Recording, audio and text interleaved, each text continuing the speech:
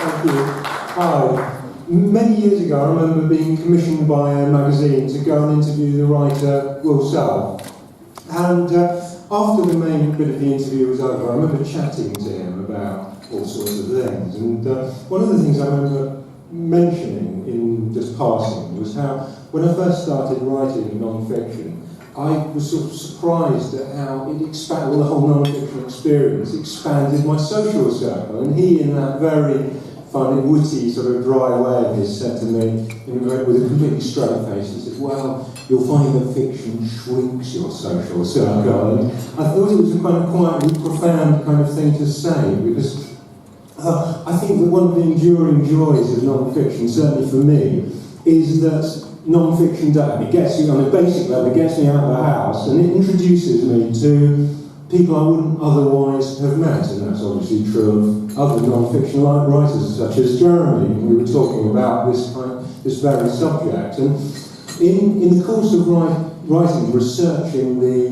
latest book of mine that Barry alluded to, Rendezvous at the Russian Tea Rooms, which is a non-fiction espionage thriller, I came across some fascinating people. And when I started researching it about, years ago, and the thing was commissioned in 2010. In fact, it went on so long that the editor of the Dutch edition of the book went on maternity leave twice in the course of my research, and I've resolved never to write another two-baby book again. And in the course of writing this, or researching the book, as I say, I met some wonderful people. The story is set mainly between the summers of 1939 and 1940. So it was on the edge of living experience. And one of the fantastic people I met was a then 99-year-old Russian called Kirill Zinoviev, who died towards the end of this last summer. And Kirill was fantastically informative, because I was interviewing him for several reasons that I'll come on to later, one of which was that he was part of the world of Russian expatriates in London who were centred in South Kensington, which is partly where the book's set. And Kirill really amused me and he also gave me this sort of thrill to do with history, where suddenly distant aspects of history or a particular aspect was really brought close to me. Because Kirill started reminiscing, again one of these lovely asides when you meet these people, he started reminiscing about how he had grown up in very early 20th century St. Petersburg, and he came from an affluent family that had a nurse, and he reminisced about how he and his sister were walking through with the nurse through the streets of St. Petersburg, and this carriage pulls up alongside them, and this gent with a long beard and rather flashing teeth, I think he described this guy as having. This guy gets out of the carriage and makes such an impression on the young, 6-year-old Kirill that he said, I really distinctly remember turning to my nurse and saying, who is that man? And the nurse whispered confidentially, she said, that is Rasputin. And I love the idea that this guy living until very recently could have seen Rasputin. And he used a line which I'm sure he used on other people, that he said, I'm so old, I go from Rasputin to Putin. I love that. And he was the primary reason why I was interviewing him was that he happened to buy one of many happy accidents. I was introduced to him by someone from another publisher. It was a very sort of selfless thing to do. The other publisher bid for my book, didn't get it, but had kind of maintained an interest in it and put me on to Kirill, knowing that Kirill had been friendly with the family and well, not friendly with, known, I should say, the family of one of the three very strange people at the centre of this story that I've written about. And that person was a white, now forgotten, other than for espionage reasons, a once famous white Russian haute couture designer of the mid to late 30s who used to design wonderful evening gowns for the likes of Pamela Mitford and Wallace Simpson. And she had a sideline in spying for the fascist powers, and Kirill had known her family and her a little and despised their political views, but was very helpful. Anna Volkov is one of a trio of very strange characters within this story. The second of the people is an MI5 counter-espionage officer named Maxwell Knight, who enjoyed post-war fame as a presenter of children's programmes on BBC Radio about natural history. And when he died, the obituaries simply focused on his work as a natural historian, and they referred to him as he broadcast as Uncle Max, not to be confused with Uncle Mac, the better known guy. And there were references to dear old Uncle Max. And in fact, dear old Uncle Max, who was deeply eccentric, and during the 1930s he used to keep in his flat in Chelsea a pet bear cub, that was it, and a bulldog and a baboon. And he used to take the bear cub out for walks around the streets of Chelsea. And he reminisced about how women would come up to him and say, "Oh, what a dear, sweet little chow puppy you have there." And he'd play along with that.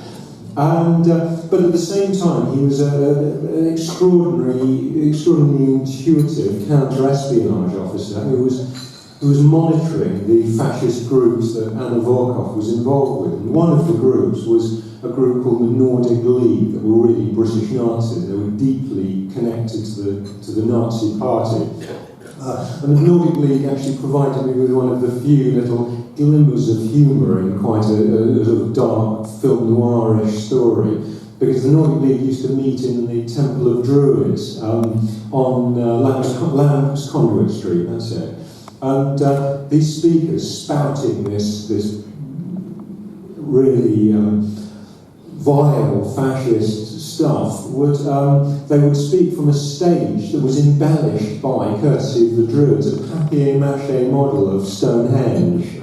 And I thought was it just added a little bit of humour to this rather grim story. But the third member of this trio is, as the book is told from the point of view of these three people, is an American who became romantically and politically involved with Anna Volkov. He was a young womanising American named Tyler Kent, who's some of you may have heard of him because he's been referenced quite a lot in the last 2 or 3 years, because he's been cited as a precursor of Julian Assange and Edward Snowden and Bradley Manning as a supposed freedom of information campaigner, when in fact his idea of freedom of information tended towards giving information to the Russians. And he ended up being hunted by, because he worked in the code room at the US Embassy in Grosvenor Square, and he ended up being hunted by Maxwell Knight, who had been monitoring Anna Volkov, his involvement in Anna Volkov, and had brought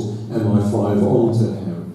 Now, that brings me on to just another thing I was wanting to say, really, which was that with people like that, who are so sort of strange, Tyler Kent was involved with multiple women, including, unknown to Helen Mirren and her sister. He was involved with her very glamorous auntie, Irene Danishevsky, and he was really a psychopathic character, very strange. And these three people were the sort of people that, were I to put them into or anyone else to put them into a novel, it would be completely implausible. And that's one of the joys of non-fiction, I feel, that it rubs your nose in just the sheer delightful strangeness of real life in a way that novels quite often don't. And perhaps just as a final thing, as I was talking, this occurred to me, because it's a rather sweet story. It has a connection to what Barry was saying, just rather fortuitously. That it's a story that really about this difference between fiction and non-fiction, and the implausibility sometimes of things that have really happened. That a few years back, I remember talking to this leading American crime writer who worked for the LA Times as a crime reporter. He was a crime novelist, sorry. We were chatting about all sorts of things. Among them, I was asking him whether he included, or whether his experiences as a crime reporter were particularly fruitful for his detective novels. And he said in very obvious ways they were. But he said from time to time he would incorporate real things he witnessed into his novels. And on one occasion he incorporated this incident which his editor just said, you can't have that, that's ridiculous, there's no point in putting something so absurd in a book. And he said, well, but that really happened. And the editor said, no, that's no defence. And the incident that had really happened was he was telling me that he had been reporting on this gang of very sort of military-style gang of armed robbers who were carrying out enormously lucrative robberies around Los Angeles, rather like that classic Michael Mann film, Heat, with Al Pacino and Robert De Niro. And they were just picking off these big banks. And he said he was reporting on this story, and at one point the Los Angeles police zeroed in on one of the gang members. They started watching this house, and for reasons that I forget, they decided to actually go up to the door and speak to this gang member. Anyway, they go up to the door very cautiously. They ring the bell, and they hear this voice that says something along the lines of "come in." And the door's open, they push it open, and no one seems to be around, and they start looking around the apartment, and they find all sorts of guns and stolen items, and the case eventually comes to court, and it's thrown out of court because the defence lawyer is able to point out that the initial search of the flat it wasn't with the permission of the owner, it was an illegal entry, because the voice that had said "come in" belonged to the gang's parrot. It's just gloriously absurd. Thank you very much.